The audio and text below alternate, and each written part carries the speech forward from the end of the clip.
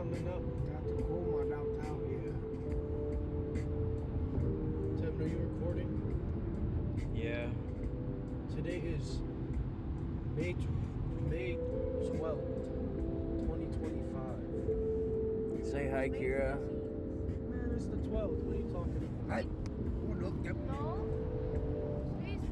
Today's It's the, yeah, Mana, what I Tuesday the do? 12th. Sunday was the 11th. Kira, look, it's the Tacoma Yeah, Dome. yeah. Look, Kira, it's the I will take you Tacoma down in there. You know you can go there for, if I did wrestling for state, they do it in there. If they got in here. They do?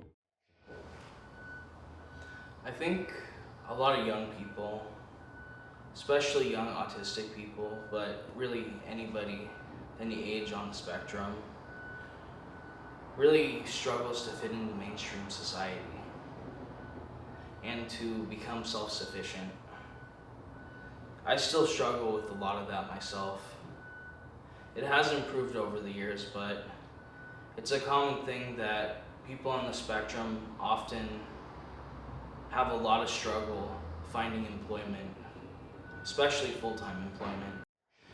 When you're different from the norm in any way, especially when you interpret sensory data or socializing differently than your average person, it's easy to sacrifice parts of yourself piece by piece because you really feel like you're not good enough or there's something fundamentally wrong with you, but you really feel powerless, I would say. But really that sense of being an outsider, it's actually a strength. At first it seems like a weakness, at first it seems like a problem, but when you change the way you think about it to something more positive, it really makes a huge difference. It's about embracing your own reality, your own perspective on things, and your weirdness, your difference from most people is a strength. It's a good thing. You know, you have so much to offer, you have so much potential if you just learn to embrace that side of yourself. Always remember that the reason that you initially started working was that there was something inside yourself that you felt that if you could manifest it in some way, you would understand more about yourself and how you coexist with the rest of society. You really have a lot of untapped power within you that you can find if you really get in tune with yourself, but I think you're fighting against the current when you're doing that. There's a lot of social pressure to conform, a lot of social pressure to kind of deny your own perspective on things, which is really harmful for people. In 2023, after in-person classes finally resumed, after COVID closed a whole bunch of things down, I decided to go back to college. I took a video and video editing class in the digital media arts program at Clark College. After I reapplied for financial aid finally, because I got denied after failing classes multiple times, but I was ready to take it seriously, and so I was able to do it. I was looking forward to getting a new start.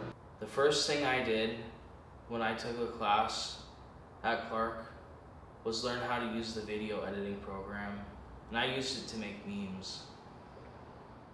Can stand on the other side of the street just to entertain me. You must really like me. SpongeBob, there are two problems with your theory. One, I hate you. And two, how can that be me when I'm standing right here?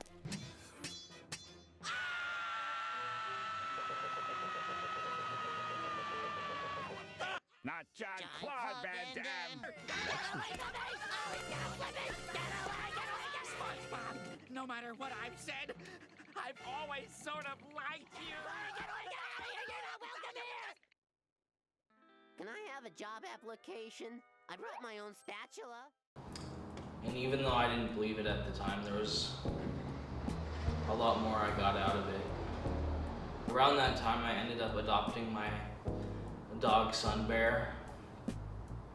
And she really helped me feel a sense of connection and belonging after those rough years that I had. It was a very bittersweet time. I had a lot of social anxiety.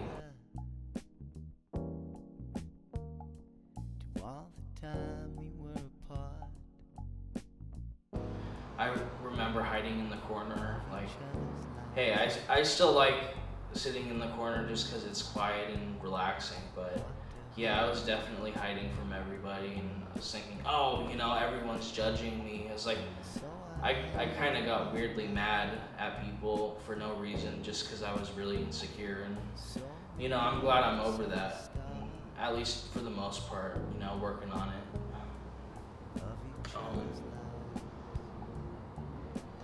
But I really appreciate all the teachers in the DMA program at Clark College, the art department, the computer science department. All of you, I've really appreciated all your help, and I also really appreciate my classmates with how nice and accepting they've been. Without all that help, without all that support over time, I don't think I would have been able to really get to where I am now. So I really mean it when I say that.